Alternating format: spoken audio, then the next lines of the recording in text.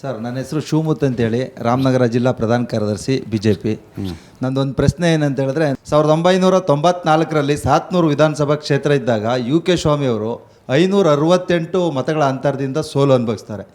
ಅದಾದಮೇಲೆ DM ವಿಶ್ವನಾಥ್ ಅವರು ಕೂಡ ಕಡಿಮೆ ಅಂತರದಿಂದ ಸೋಲು ಅನುಭವಿಸ್ತಾರೆ. ಆದರೆ ಕನಕಪುರ ಮತ್ತು ಸಾತ್ನೂರು ವಿಧಾನಸಭಾ ಕ್ಷೇತ್ರವನ್ನು ಕುಮಾರಸ್ವಾಮಿಯವರು ಮತ್ತು ದೇವೇಗೌಡರ ಕುಟುಂಬದವರು ಕಡೆಗಣಿಸಿದ್ದಾರೆ, ಕೈ ಬಿಟ್ಟಿದ್ದಾರೆ, ಹೊಂದಾಣಿಕೆಯಿಂದ ಈ ಥರ ಆಗಿದೆ ಅಂತ ಅನ್ನೋದು ನಮ್ಮ ಕನಕಪುರ ತಾಲೂಕಿನ DK ಶಿವಕುಮಾರ್ ಅವ್ರ ಜೊತೆಗೆ ಹೊಂದಾಣಿಕೆ ಇದೆ ಅಂತೇಳಿ ನಮ್ಮ ಟಫ್ ಫೈಟ್ ಕೊಡ್ತಿಲ್ಲ ಅಲ್ಲಿ ಅಂತನಾ? ಹೌದು. ಓಕೆ. ಈಗ ಇಲ್ಲಿ ಹೊಂದಾಣಿಕೆ ಪ್ರಶ್ನೆನೇ ಬರೋದಿಲ್ಲ. ಎಲ್ಲೂ ಕೂಡ ನಾವು ಮಲ್ತಾಯಿ ಧೋರಣೆ ಮಾಡ್ತಕ್ಕಂಥ ಪ್ರಶ್ನೆ ಇಲ್ಲ. ರಾಮನಗರ ಜಿಲ್ಲೆ ಅಂತ ಹೇಳಿದ್ಮೇಲೆ ಅದು ಕನಕಪುರ, ಚನ್ನಪಟ್ಟಣ, ಮಾಗಡಿ, ರಾಮನಗರ ಯಾವುದೇ ಇರ್ಬೋದು, ಕಾರ್ಯಕರ್ತರನ್ನ ವಿಶ್ವಾಸಕ್ಕೆ ತಗೊಂಡು ಸಂಘಟನೆ ರೂಪದಲ್ಲಿ ಪಾರ್ಟಿನ ಬಲಪಡಿಸ್ತೀವಿ. ನಿಮಗೆ ನಾವು ಯಾವಾಗಲೂ ಹೇಳ್ತಾ ಇರ್ತೀವಿ, ಪತ್ರಕರ್ತರು ಮೈತ್ರಿ ಅನ್ನೋದು ನಾಯಕರುಗಳ ಮಧ್ಯೆ ಆಗೋರ ಪ್ರಯೋಜನ ಇಲ್ಲ, ಕಾರ್ಯಕರ್ತರ ಮಧ್ಯೆ ಆಗಬೇಕು ಅಂತ. ಹೆಂಗಿದೆ ರಾಮನಗರದಲ್ಲಿ JDS ಕಾರ್ಯಕರ್ತರು? ನೀವು ಎಲ್ಲ ಚೆನ್ನಾಗಿದ್ದೀರಾ? ಈಗ JDS ಕಾರ್ಯಕರ್ತರು, ನಮ್ಮ BJP ಕಾರ್ಯಕರ್ತರು ಎಲ್ಲರೂ ಒಗ್ಗಟ್ಟಿಂದ, ಒಮ್ಮತದಿಂದ ಯಾವುದೇ ಪಾರ್ಟಿ ವಿಚಾರಗಳಲ್ಲಿ, ಹೋರಾಟಗಳಲ್ಲಿ ಏನೇ ಮಾಡಬೇಕಂತಂದ್ರೂ ನಮ್ಮ ಜಿಲ್ಲಾಧ್ಯಕ್ಷರಿಗೆ JDS ಜಿಲ್ಲಾಧ್ಯಕ್ಷರು ಮಾಹಿತಿ ಕೊಡ್ತಾರೆ, ನಮ್ಮ BJP ಜಿಲ್ಲಾಧ್ಯಕ್ಷರು JDSನವ್ರಿಗೂ ಕೊಟ್ಟು ಎರಡೂ ಸಮನ್ವಯವಾಗಿ ಯಾವುದೇ ಕೆಲಸ ಕಾರ್ಯಗಳಿಗೂ ಜೊತೆಲಿ ಮಾಡ್ತೀವಿ.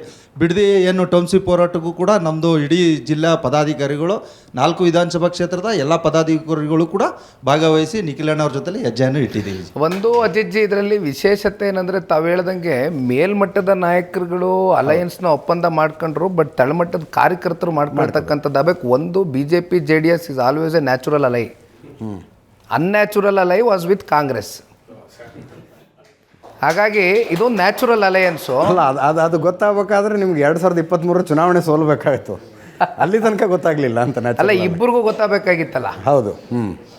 24ರಲ್ಲಿ ತಾವೇ ನೋಡ್ದಂಗೆ ಈಗ ಡಾಕ್ಟರ್ ಮಂಜುನಾಥ್ರವರು ಬಂದು ಚುನಾವಣೆ ಸ್ಪರ್ಧೆ ಮಾಡಿದಾಗ ಯಾವ ರೀತಿ ನಮ್ಮ ಈ ಗ್ರಾಮಾಂತರದಲ್ಲಿ ಪಾರ್ಟಿಗೆ ದುಡಿದ್ರು ಇಬ್ಬರು ಕಾರ್ಯಕರ್ತರು ಅಂತಕ್ಕಂಥದ್ದು ಬಹುಶಃ ಒಂದು ಫಲಿತಾಂಶ ಸಾಕ್ಷಿ. ಹಾಸನದಲ್ಲಿ ಅದಾಗೋದಿಲ್ಲ. ಈಗ ಯಾವುದೋ ಪ್ರೀತಮ್ ಗೌಡರು JDS ಅಂದರೆ ಉರಿದ ಕೆಂಡ ಆಗ್ತಾರೆ, ವಿಜೇಂದ್ರ ಅವ್ರ ಜೊತೆ ಓಡಾಡ್ತಿರ್ತಾರೆ ಅವರು. ಕೆಲವು ಕಡೆ ಆಗುತ್ತೆ, ಕೆಲವು ಕಡೆ ಆಗೋದಿಲ್ಲ. ಸ್ವಾಭಾವಿಕವಾಗಿ ಏನಾಗ್ತದೆ, ಈಗ ಅಲ್ಲಿ ಅವರು ಭಾರತೀಯ ಜನತಾ ಪಾರ್ಟಿ ಮೂಲಕ ಅವರು MLA ಆದಂಥವ್ರು. ಈಗ ಅವರ ರಾಜಕೀಯದ ಒಂದು ಅಸ್ತಿತ್ವ ಅಥವಾ ಭದ್ರತೆ ಇವೆಲ್ಲವೂ ಕೂಡ ಅವರಲ್ಲಿ ಪ್ರಶ್ನೆಗಳು ಮೂಡಿದಂಥ ಸಂದರ್ಭದಲ್ಲಿ ಕೆಲವೊಂದಷ್ಟು ವ್ಯಕ್ತಿಗಳು ಬಂದು ಚರ್ಚೆ ಮಾಡ್ಬೋದು.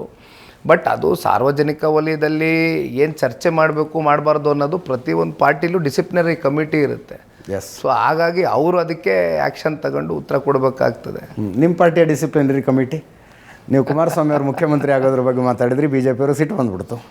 ಇಲ್ಲ, ಏನಾಗಿದೆ ಅಜಿಜ್ಜಿ, ಕುಮಾರಸ್ವಾಮಿ ಅವರು ಮುಖ್ಯಮಂತ್ರಿ ಆಗೋದನ್ನು ರಾಜ್ಯದ ಜನ ಕಾಯ್ತಾ ಇದ್ದಾರೆ ಅಂತಂದರೆ ಮತ್ತು ಮೈತ್ರಿಯಲ್ಲಿ ನಾವೇನು ಮಾಡೋಣ ಅಂತಾರೆ ಅವರು BJP. ಏನಾಗಿದೆ ಅಜಿಜ್ಜಿ, ವಿಚಾರ ಇಷ್ಟೇ.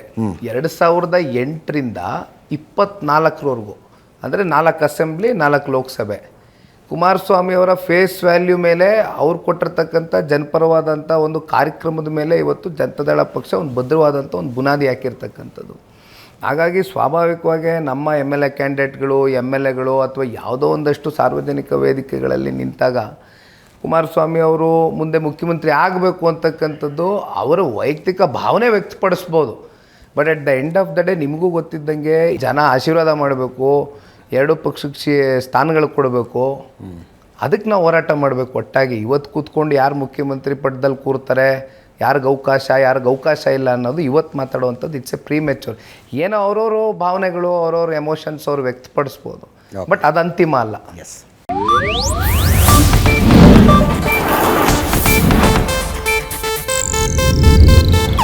ಇದು ಏಷ್ಯಾನೆಟ್ ನ್ಯೂಸ್ ನೆಟ್ವರ್ಕ್ ಪ್ರಸ್ತುತಿ.